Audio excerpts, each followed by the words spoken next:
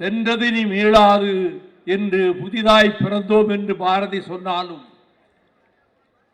நேற்றிருந்தார் இன்றில்லை நாளை நாம் காணப்போவதும் இல்லை என்ற வகையில் நெருநல் உளனொருவன் இன்றில்லை என்னும் பெருமை உடைத்து உலகென்ற வள்ளுவ பெருந்தகையினுடைய வாக்குக்கேற்ப வாழ்ந்த காலத்திலே பிறந்த மண்ணுக்கும் நாட்டுக்கும் சேவை செய்துவிட்டு மறைந்திருக்கக்கூடிய இரு பெரும் மக்களினுடைய புகழஞ்சலியாக இந்த நிகழ்ச்சி நடைபெற்றுக் கொண்டிருக்கிறது. 1932 வருடம் செப்டம்பர் மாதம் 26ஆம் தேதி டாக்டர் மன்மோகன் சிங் இன்றைய பாகிஸ்தானாக இருக்கிற அன்றைய ஒருங்கிணைந்த இந்தியாவினுடைய பாகிஸ்தானுக்கு உட்பட்ட பஞ்சாப் மாநிலத்தில் ஜவுஹோ என்கின்ற ஒரு சின்னஞ்சிறு கிராமத்திலே பிறந்த டாக்டர் மன்மோகன் சிங் நடந்தேதான் பள்ளிக்கு சென்றதையும் சைக்கிளில் சென்றதையும் அவருடைய வரலாற்றில் அவரே குறிப்பிடுகிறார்.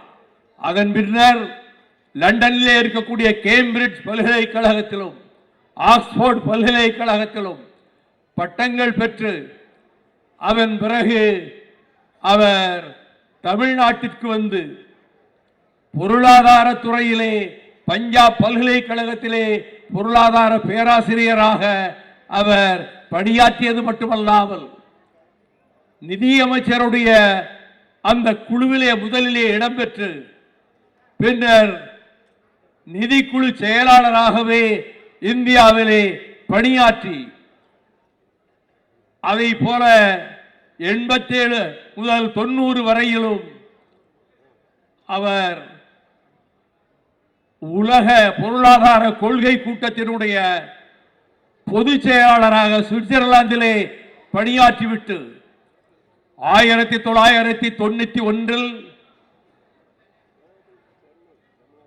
பெருந்தலைவருக்கு அடுத்து தமிழகம் போற்றக்கூடிய குடும்பத்தில் இருந்து வந்து நான்காண்ட ராஜீவ்காந்தி அவர்களுடைய மறைவுக்கு பிறகு நரசிம்மராவ் அவர்கள் மாண்புமிகு தலைமை அமைச்சரான போது நம்முடைய டாக்டர் மன்மோகன் சிங் நிதிக்குழுவினுடைய பிரதான ஆலோசகராக இருந்தார்.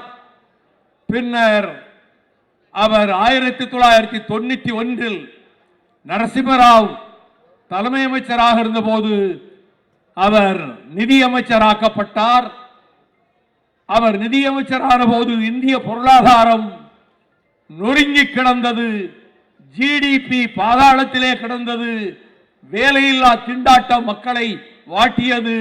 ஆனால் அதற்கெல்லாம் அவர்கள் பதில் சொல்லுகின்ற விதத்தில், அதற்கு உரிய விடை காணுகிற விதத்தில் அவர் டாக்டர் மன்மோகன் சிங் அவர்கள் தீட்டிய திட்டங்கள் புரட்சிகரமான திருப்பங்களை ஏற்படுத்தக்கூடிய திட்டங்களை அவர் கொண்டு வந்து, அதனாலே ஒரு தரப்பினர் விமர்சனம் செய்தாலும் இந்திய பொருளாதார உயர்வுக்காக அவர் பாடுபட்டதால் 2வது முறையும் அவர் தலைமை அமைச்சரானதற்கு பிறகு அவர் 2010-11 ஜிடிபி டபுள் டிஜிட்டை தாண்டியது.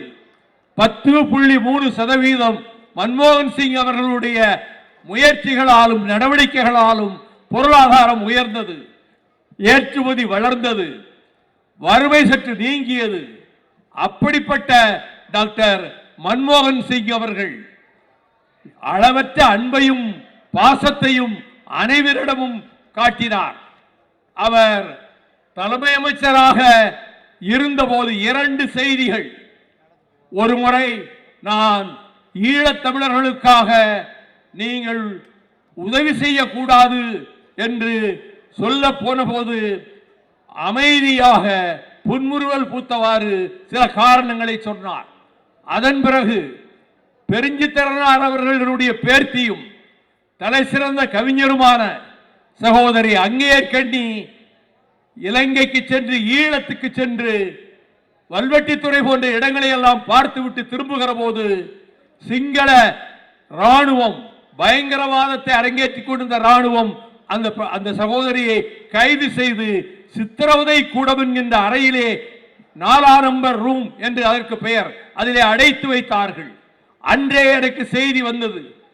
எனக்கு அவருடைய உயிர் போகும் என்ற பயத்தை விட கற்புக்கும் மானத்துக்கும் கூட பங்கம் வந்து விடுமோ என்ற அச்சத்தில் எனக்கு தகவல் கிடைத்த 1 மணி நேரத்தில் தஞ்சையிலிருந்து திருச்சிக்கு செல்லுகிற வழியிலே காரை நிறுத்தி இந்திய பிரதமர் டாக்டர் மன்மோகன் சிங் அவர்களோடு நான் பேச விரும்புகிறேன் என்று உதவியாளரிடம் சொன்னேன். நான் எப்பொழுது அப்பாயின்மெண்ட் கேட்டாலும் தவறாமல் கொடுத்த 2 பிரதமர்கள், ஒருவர் அடல் பிஹாரி வாஜ்பாய், இன்னொருவர் டாக்டர் மன்மோகன் சிங். அவரிடத்திலே என்ன அவசரம் என்று கேட்டார். தமிழ்நாட்டினுடைய தலை சிறந்த ஒரு கவிஞருடைய பேர்த்தியும் தமிழர்களுக்காக உயிரை கொடுக்கக்கூடியவளுமான அங்கேற்கண்ணி எனும் கயல் அந்த சகோதரியை சித்திரவதை கூடத்திலே வைத்திருக்கிறார்கள் சிங்கள ராணுவத்தினர். அவர்களை நீங்கள் விடுவித்து தர வேண்டும் என்று 3 மணி பிற்பகலிலே கேட்கிறேன். இரவே டெல்லிக்கு செல்கிறேன், காலையில் ஒரு வீட்டுக்கு செல்கிறேன். உங்கள் கோரிக்கை நேற்று இரவே நிறைவேற்றப்பட்டு விட்டது, அவர்கள் கொண்டு வந்து தமிழ்நாட்டிலே சேர்க்கப்பட்டு விட்டார்கள் என்று சொன்னார். அதே போல அவன் 2011 வாக்கிலே இலங்கை விமானப்படையினுடைய சாகச காட்சிகளை காட்டப் போகிறோம், இந்தியாவிலிருந்து 5 போர் விமானங்களை அனுப்ப வேண்டும் என்று கேட்டு இவர்களும் அதற்கு சரி என்று சொல்லி இலங்கை பத்திரிகைகளில் எல்லாம் வந்துவிட்டது. நான் ஒரு நெடிய கடிதத்தை எழுதி எடுத்துக்கொண்டு டாக்டர் மன்மோகன் சிங் அவர்களிடம் சென்றேன். மற்றவற்றை எல்லாம் பேசவில்லை. இங்கே இருக்கிற விமானங்கள் அந்த சாகச காட்சியிலே நம்முடைய இந்திய விமானங்கள் ஏன் கலந்து கொள்ள வேண்டும்? உங்களுக்கே தெரியாதா? அதை நிறுத்துங்கள் என்று சொன்னேன். நான் சாதாரணமானவன் தான். ஆனால் அன்றே இரவே அவர் முடிவெடுத்து அறிவித்து இந்திய விமானங்கள் இலங்கைக்கு போகாது என்று அறிவிப்பும் செய்தார். அவர் உடல் நலம் குறைந்து எய்ம்ஸ் மருத்துவமனையிலே 10 மணி நேரம் டாக்டர் மன்மோகன் சிங்குக்கு அறுவை சிகிச்சை நடந்தது.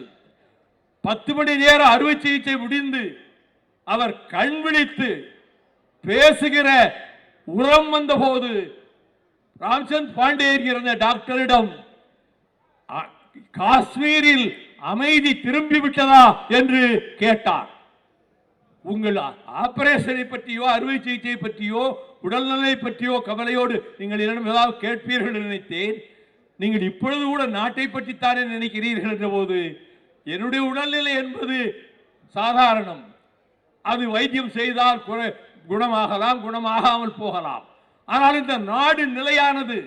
இந்த நாட்டுக்கு ஒரு ஆபத்து வந்துவிடக் கூடாது.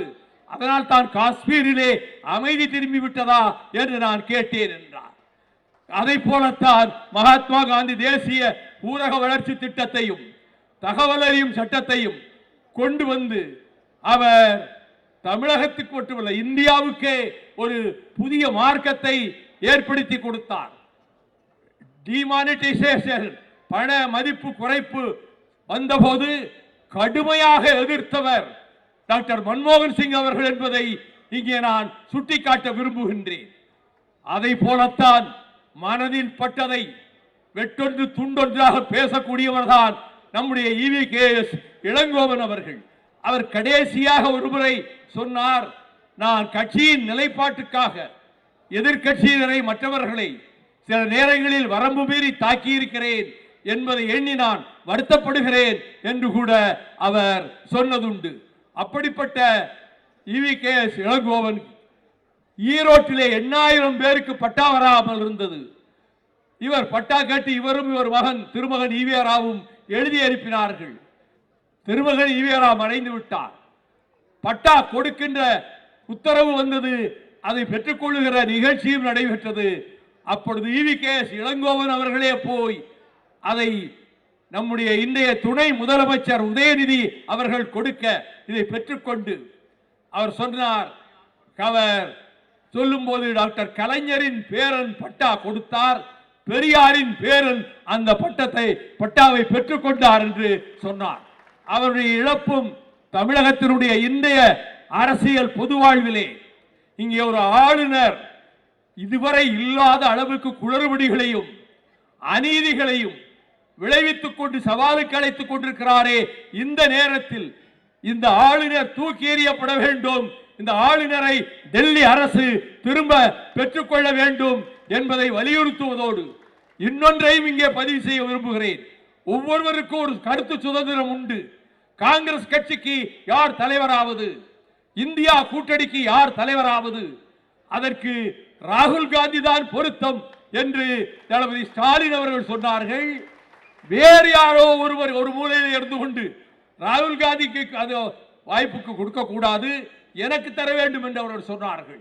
என்னுடைய கருத்து, இந்த சூழ்நிலையில் இந்தியா பிளாக் அடுத்த தேர்தல்களிலே மிக பெரும்பாலான வெற்றி பெறுவதற்கும் தமிழகத்திலே வரப்போகிற தேர்தலில் திராவிட முன்னேற்ற கழகத்தினுடைய திராவிட மாடல் ஆட்சி நீடிப்பதற்கும் இங்கே திமுக பரிபூர்ண மெஜாரிட்டியை பெற்று வெற்றி பெற வேண்டும்.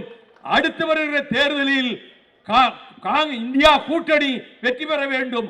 அதற்கு இந்த துயரத்தை நினைவுபடுத்துகிற நாளிலே நாம் வஞ்சினம் கொள்வோம், சூளுரைப்போம் என்று கூறி, வாழ்க டாக்டர் மன்மோகன் சிங்கின் புகழ், வாழ்க EVKS இளங்கோவன் புகழ். வணக்கம்.